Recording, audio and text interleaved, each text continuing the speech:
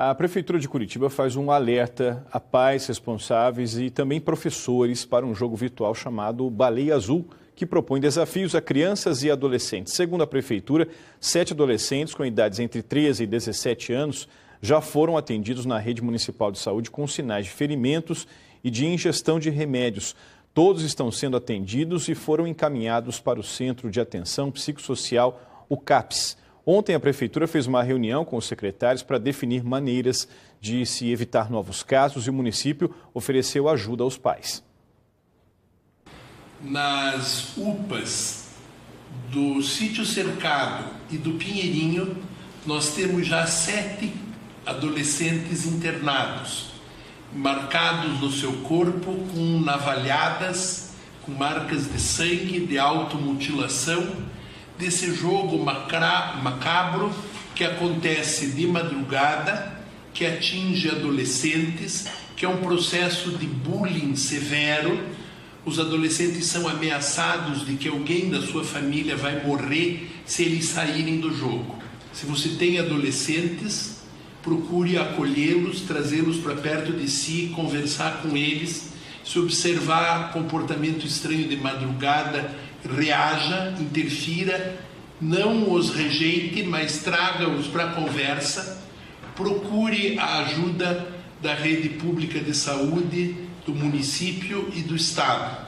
Os 4 centros de atendimento psicológico que a cidade possui, inclusive um especializado só em adolescentes, estão à disposição para ajudar a atender, e as secretarias de Estado e do município da Educação, de Estado e do município da Saúde, vão trabalhar no sentido de alertar e prevenir essa praga moderna. Alguns sinais no comportamento dos adolescentes podem ajudar os pais a perceber se alguma coisa estranha está ocorrendo com os filhos. Os sinais de alerta eles estão relacionados à mudança de comportamento, né, desses adolescentes. Então, situações de isolamento, introspecção, adolescentes que ficam muito recolhidos, utilizando até a internet, né? Então, são casos que devem chamar a atenção, né, dos pais para a possibilidade daí de diálogo, né, e de uma investigação do que pode estar acontecendo. E o alerta que nós colocamos, então, além da atenção, além do acolhimento, né, que esses pais eles possam ter um acolhimento com esses jovens, possam estar questionando, possam estar perguntando a respeito das dificuldades que existem, né, que causem uma proximidade ao invés de um distanciamento.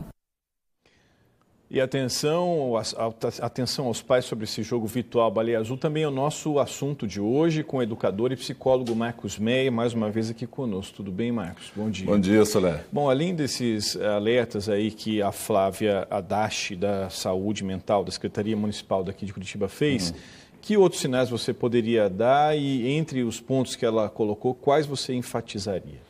Eu enfatizaria principalmente o conceito de mudança de comportamento. Por exemplo, se o seu filho age sempre do mesmo jeito, sempre de um modo tranquilo e tal, de repente muda totalmente, você percebe que tem alguma coisa errada. Então, use esse faro, esse alerta para ir atrás mesmo, conversar. Agora, nós temos que ter cuidado, Soler, com 2 coisas. A primeira delas é não banalizar o sentimento e a dor do adolescente, que é verdadeira. Já surgiu uma banalização na internet a respeito dos 50 passos, das 50 ordens que estão dando aos adolescentes pelo joguinho lá da Baleia Azul. Olha o que está acontecendo. Estão dizendo assim, 50 passos para lavar a louça. Isso, ok, dá para brincar em relação a isso, mas num outro contexto. Você está fazendo com que a dor que esse adolescente está sentindo, que é um momento difícil, é verdade, ele está sofrendo, você faz essa banalização, ele se sente ainda pior e aí pode piorar toda a situação dele. Então, primeira coisa, não banalizar a dor do adolescente porque é real, é verdadeira. E a outra coisa é não julgar os pais. Tem pais tentando acertar e, por tentar acertar, cometem alguns erros. Então, agora a gente diz assim, isso é falta de autoridade dos pais, os pais que estão agindo errado, os pais estão deixando essa molecada muito à vontade. Mas por que eles estão fazendo isso? Então, a sociedade doente como está, tem tanta influência em torno do adolescente que os pais não dão conta de tudo. Então, essas duas áreas, não julgue os pais e não banalize o que o adolescente está sentindo. Vamos ter mais maturidade para lidar com isso. O outro lado da sua pergunta é o que mais que o adolescente pode apresentar. Comece a observar no seu filho adolescente alguns sinais, por exemplo, de automutilação. Então, ele faz pequenos cortes na pele, como passos, como uma ordens que ele está obedecendo. Por que ele está fazendo isso? Então, chega para ele, converse com ele. Por que você fez isso? Por que você está se cortando? Por que você está trazendo dor para você mesmo? Isso, claro, tem explicações psicológicas bastante importantes que não dá para a gente aprofundar aqui, mas para o adolescente, esse corte é uma dor física que de uma certa forma, substitutiva da dor psicológica. Então vamos falar da dor psicológica. Filha, você está se sentindo bem, você está se sentindo bem aqui em casa, você se sente amado por mim. Então esse espaço é suficiente. Agora vamos imaginar o adolescente dizendo, mãe, eu não sinto bem, eu sinto que vocês não me amam, não me respeitam, não me ouvem, que é normal o adolescente falar isso. Nessa hora, não, para com isso, claro que eu te ouço. Não é esse o momento de dar bronca, esse é o momento de, é mesmo, filho, você se sente assim, aí dá um abraço e diz, mas não é verdade, eu te amo pra caramba. Então, mostre o outro lado e aí você está protegendo melhor o seu filho. Marcos, o que vocês psicólogos dizem sobre você botar a luz sobre um tema como esse, que é tabu na sociedade, na imprensa de forma geral, falar de automutilação, falar até mesmo de suicídio. A sociedade precisa falar mais sobre isso para ajudar essas pessoas? Olha, Soler, você tocou num ponto fundamental. A pesquisa tem mostrado que a divulgação de atos de suicídio pode aumentar o número de suicídios, sim, isso é verdadeiro. Mas a conversa profunda e séria sobre o tema, não. É bem o contrário. Então, isso que a gente está fazendo agora, conversando sobre o suicídio, faz com que o adolescente perceba outras coisas que ele não tinha pensado. E isso pode bloqueá-lo em relação a uma tentativa. Agora, a divulgação de fatos, a divulgação de coisas que realmente aconteceram, de adolescentes que realmente cometeram suicídio, essa divulgação não é importante, não é boa. Por quê? Porque daí o adolescente vê um modelo e acha, vou fazer a mesma coisa. E isso não é legal. Então, vamos conversar, vamos fazer com que a sociedade traga esse assunto à mesa e aprofunde esses pontos para que a gente possa evitar esse mal que está acontecendo na nossa sociedade. Esses casos têm sido investigados pela polícia, inclusive em outros estados do Brasil também casos têm sido investigados.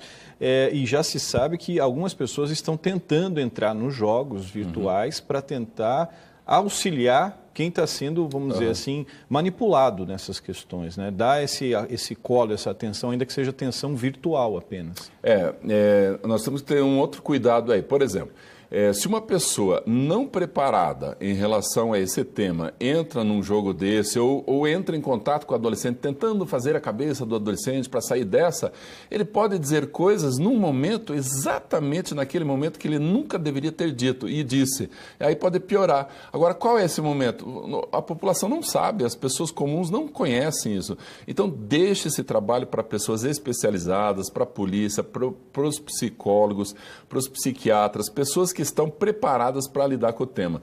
Se a gente banalizar isso, logo vem gente, eu só tentei ajudar porque eu tenho bom coração. Mas você fez uma besteira enorme, olha o que aconteceu. Já foi tarde demais. Então, não entre nessa, não tente ajudar se você não tiver preparação. Marcos, e nas escolas? Como é que esse tema deve ser tratado, na sua opinião? As escolas são fundamentais para a gente fazer um trabalho de valorização da vida e, principalmente, Soler, de um sentimento que está na base do amor à vida, que é o sentimento de pertencer. Por exemplo, se um adolescente se sente parte daquela sala de aula, daquela escola e gosta de estar lá, dificilmente ele vai cometer atos assim.